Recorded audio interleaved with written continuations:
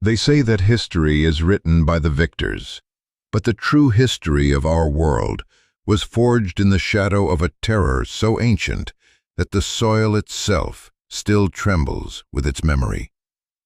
We are taught to believe that civilization began with the noble intent of community, a gathering of souls seeking warmth against the cold chaos of the wild. But the forbidden texts, those dust-covered scrolls hidden away from the pulpit, whisper a different origin story, one that begins not with a handshake, but with a fist raised in defiance against the Almighty.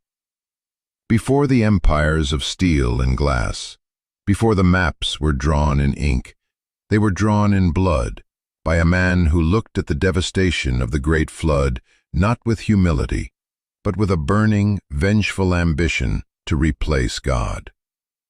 His name was Nimrod, and he was the first to realize that if you can kill the fear in a man's heart, you can own his soul forever.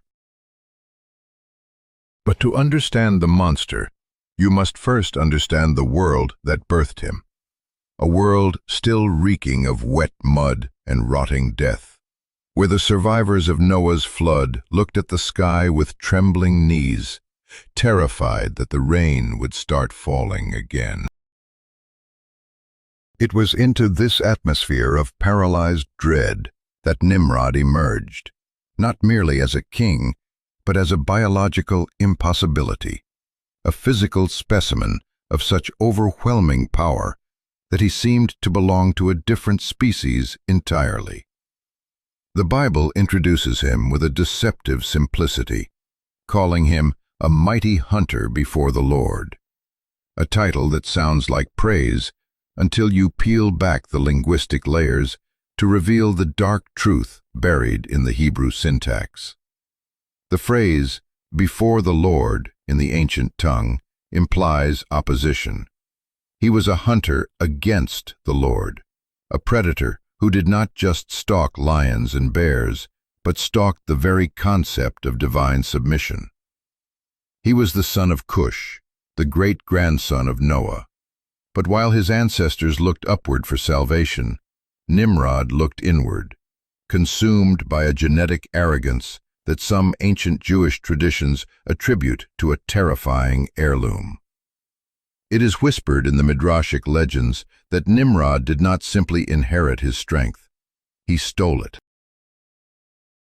He possessed the original garments of Adam and Eve, the very skins God fashioned for them in the Garden of Eden.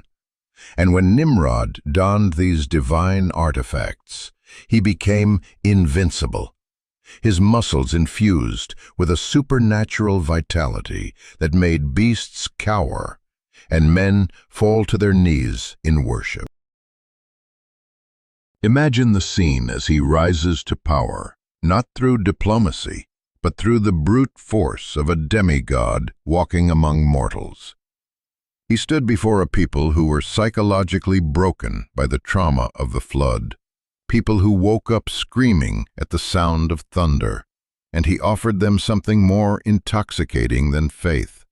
He offered them revenge.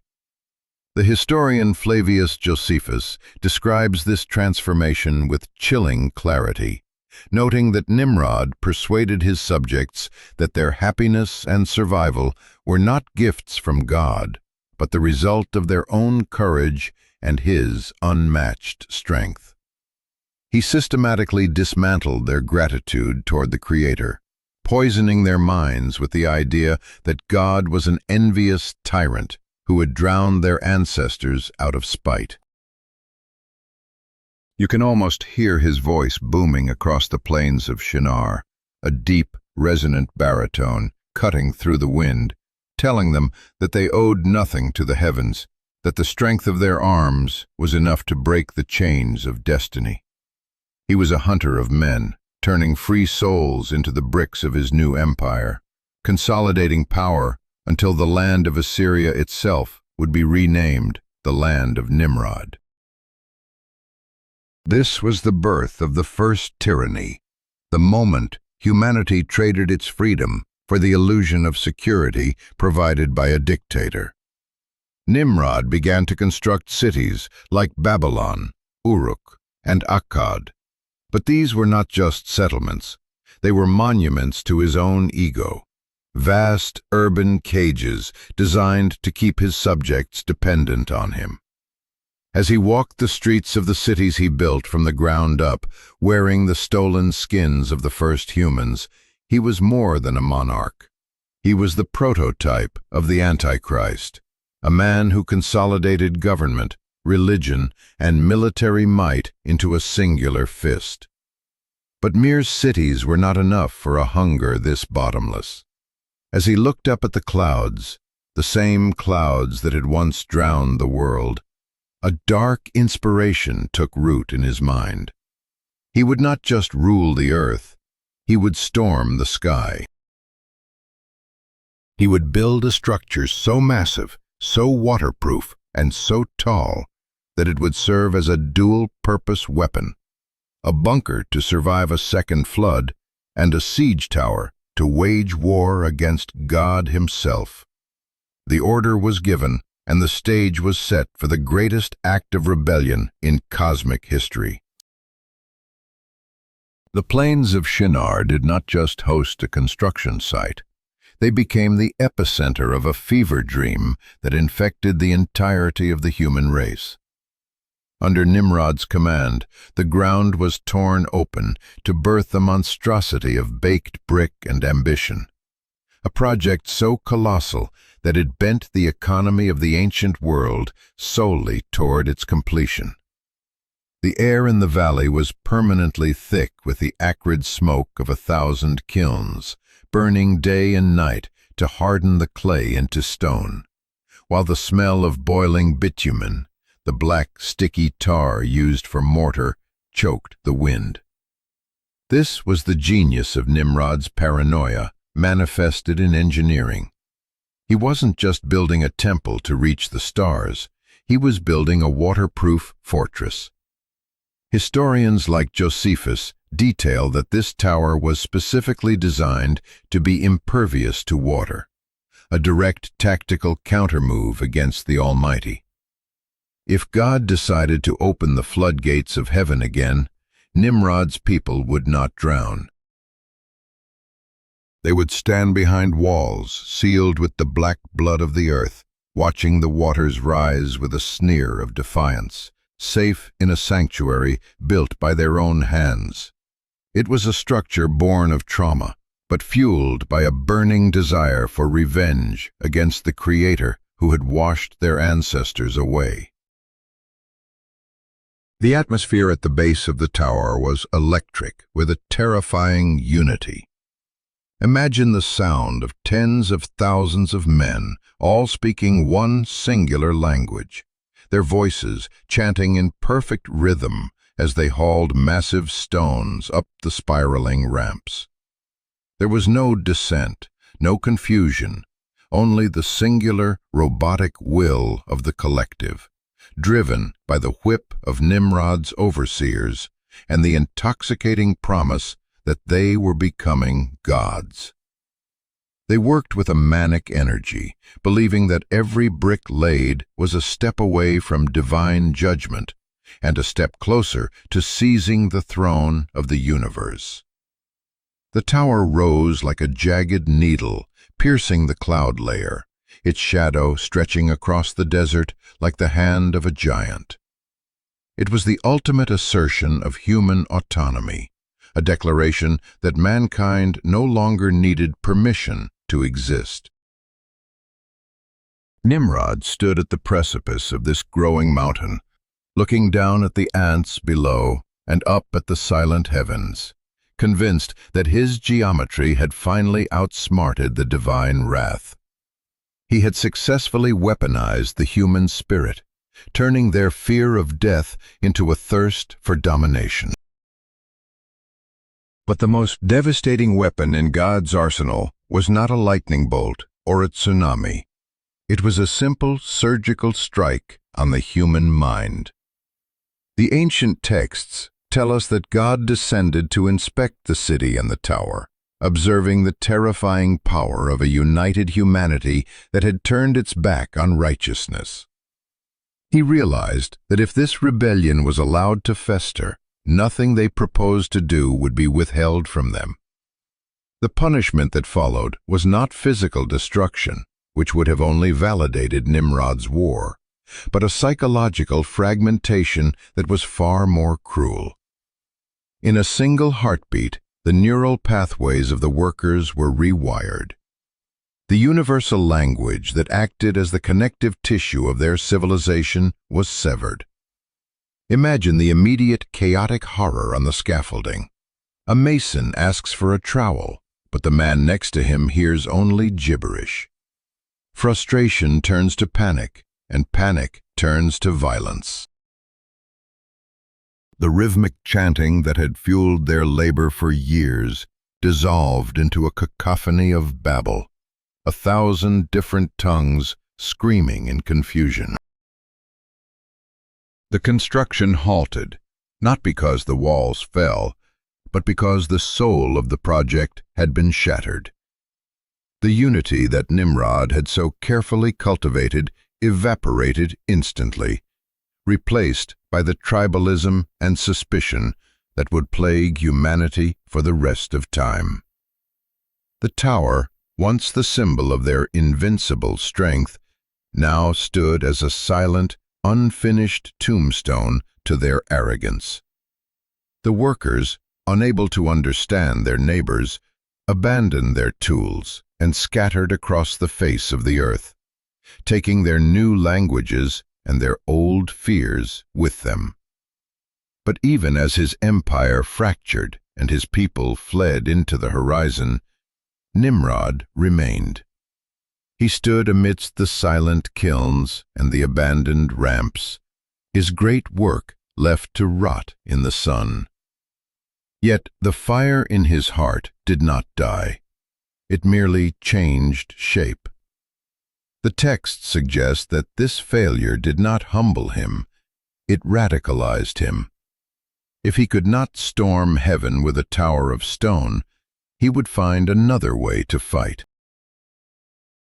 The builder was dead, but the warrior was just waking up, and his eyes now turned toward a new threat, a wandering nomad who carried a dangerous idea that would challenge Nimrod's dominion more than any flood ever could. Time did not heal Nimrod's wounds. It only cauterized them into a hard, blackened scar of resentment. Following the disaster at Babel, the king retreated from his war on the heavens and turned his obsession toward the primal forces of the earth. The ancient Book of Rolls tells us that somewhere in the twilight of his reign, Nimrod looked to the sky and saw a vision, a piece of black cloth and a crown, which he interpreted not as a warning, but as a divine mandate to rule over the elements themselves. He summoned a weaver named Sasan to replicate this celestial crown, placing it upon his head to declare himself the master of nature, the first king to ever wear such a symbol of absolute authority. But his devotion shifted from the invisible God of Noah to the visible, consuming power of fire. Fire was tangible. Fire was destructive. Fire was like him. He became a zealot of the flame, commanding his subjects to bow before the inferno, establishing a cult of pyromania, where the crackle of burning wood was the only scripture that mattered. It was into this court of ash and heat that a young man named Abraham was dragged, a nomad with no army, no crown, and no fear, carrying a weapon far sharper than any sword: logic.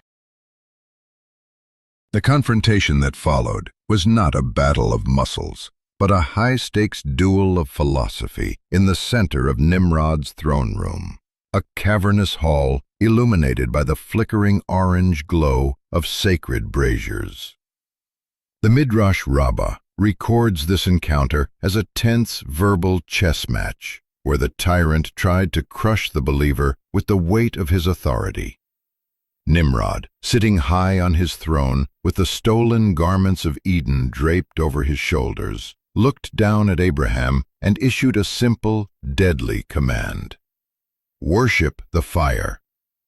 It was a test of loyalty, a demand to acknowledge that power, raw, destructive power, was the ultimate truth of the universe.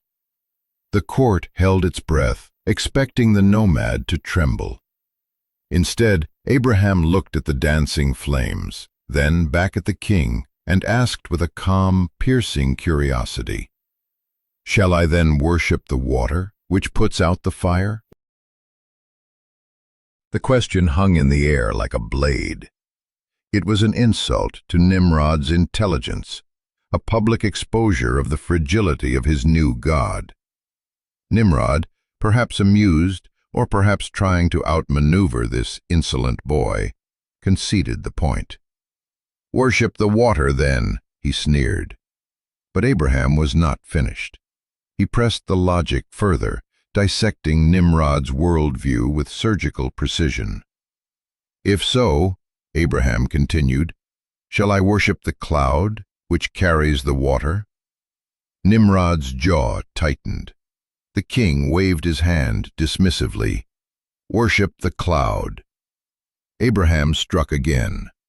"If so, shall I worship the wind, which scatters the clouds?" The tension in the room ratcheted up with every exchange. Nimrod was chasing Abraham through a hierarchy of power, forced to admit that every god he proposed was subservient to something else. "Worship the wind," Nimrod barked, his patience fraying like a rope under tension. But Abraham delivered the final blow, a statement that placed humanity itself above the blind forces of nature. "And shall we worship the human who withstands the wind?" In that moment, the illusion of Nimrod's power collapsed. Abraham had forced the king to admit that the elements were mindless tools, and that there was a hierarchy of authority that eventually led to a supreme, uncreated creator, a God who has no weakness and no superior. Nimrod had been outsmarted in his own court, humiliated before his generals and priests by a man who refused to play by the rules of fear. The intellectual mask slipped, and the tyrant beneath roared to the surface. He realized he could not win this debate with words, for truth was not on his side. "You pile words upon words," Nimrod shouted, his voice echoing off the stone walls. "I bow to no one but the fire. In it shall I throw you, and let the God to whom you bow come and save you from it." This was no longer a trial. It was an execution. Nimrod ordered his soldiers to seize Abraham, deciding that if he could not burn the faith out of the man, he would burn the man out of existence. He commanded the construction of a furnace so vast and terrifying that the heat alone would serve as a warning to any who dared to question him, unknowingly setting the stage for a miracle that would echo through eternity. The preparations for the execution were grotesque in their scale. The legends say that Nimrod's men spent 4 years gathering wood, stripping entire forests bare to build a pyre that would serve as a sun on earth. When the torch was finally applied, the heat was so intense that it reportedly killed the soldiers who stood too close to the perimeter, their skin blistering and peeling before they could even cast their prisoner into the inferno. In the center of this roaring, violent, orange chaos, Abraham was bound and thrown, disappearing into a wall of fire that roared like a living beast. But while the eyes of the crowd were fixed on the flames, The true drama was unfolding in the heart of a man standing safely in the shadows. Haran, Abraham's brother, watched with a cold, calculating detachment that chills the blood more than the fire itself. He was the archetype of the fence-sitter, the man who refuses to bleed for a cause until the winner has already been declared. As the heat washed over his face, a cowardly monologue played out in his mind. If Abraham wins, I shall say I am of Abraham's followers. If Nimrod wins, I shall say I am of Nimrod's followers. He stood there, weighing his brother's life against the king's favor, treating faith like a wager at a gambling table. He wanted the safety of the victor without the risk of the battle. Then the impossible happened. The flames, which should have consumed flesh and bone in seconds, seemed to recoil. Abraham was seen walking amidst the furnace, unbound and untouched, pacing through the fire, as if he were strolling through a cool garden at twilight. The fire had burned his ropes, but had not singed a hair on his head. When he emerged, smelling not of smoke, but of victory, the attention turned to Haran. The soldiers, perhaps mocking his hesitation, or perhaps genuinely curious, asked him, "Whose follower are you?" Haran, seeing his brother alive and assuming the danger had passed, shouted, "I am Abraham's." It was a declaration of convenience, not conviction. But the fire knew the difference. Nimrod, enraged by the miracle and disgusted by the betrayal, ordered Haran to be thrown into the same pit that had spared his brother. But there was no divine shield for the opportunist. The moment Haran's body hit the flames, the texts describe a gruesome biological failure. His belly burst open, and his internal organs were incinerated in an instant. He died screaming, proving a brutal cosmic rule. In the presence of absolute spiritual warfare, neutrality is a death sentence. You cannot borrow someone else's miracle to save your own skin. Nimrod watched this with a mixture of horror and fury. He had seen the power of God protect Abraham and destroy Haran, yet his pride would not allow him to kneel. If fire would not work, he would use steel. He rallied his forces, an army of hundreds of thousands, a sea of iron and leather that stretched to the horizon, challenging Abraham and his God to open warfare. But the Almighty did not send angels with flaming swords to meet the King of Shinar. He sent something humiliatingly small. A dark cloud appeared on the horizon, moving with a strange, humming intelligence. As it descended, the soldiers realized too late that it was not a storm, but a swarm. Millions of gnats, tiny and insignificant, descended upon the mighty legions of Nimrod. They bypassed the shields and the armor, swarming into the eyes, ears, and mouths of the screaming warriors. The army that could conquer nations was devoured alive by insects, the flesh stripped from their bones in a frenzy of microscopic violence, leaving the desert floor littered with white skeletons and discarded weapons. And for the king who wanted to be God, his fate was the most ironic of all. He was not granted a warrior's death. One single gnat separated from the swarm and flew up Nimrod's nose. It burrowed deep into his sinus cavity and lodged itself against his brain.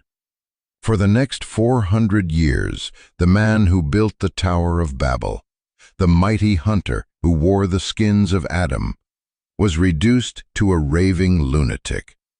The gnat began to buzz, a relentless, high-pitched drilling sound that never stopped, day or night. The pain was so excruciating, so maddening, that the king of the world would beg his servants to beat his head with hammers just to drown out the noise for a few fleeting seconds. He died not as a conqueror, but as a slave to the smallest creature in creation. A raving madman banging his skull against the palace walls. A terrifying reminder that the higher you build your tower of pride, the smaller the instrument God will use to bring it down. We look at Nimrod and see a monster from a dusty myth, a tyrant destroyed by his own hubris. But if you stare long enough into the fire, you might see a terrifying reflection of yourself. We are all builders. We spend our lives stacking bricks, career, reputation, wealth, physical perfection, desperate to build a tower high enough that the floods of life can't touch us.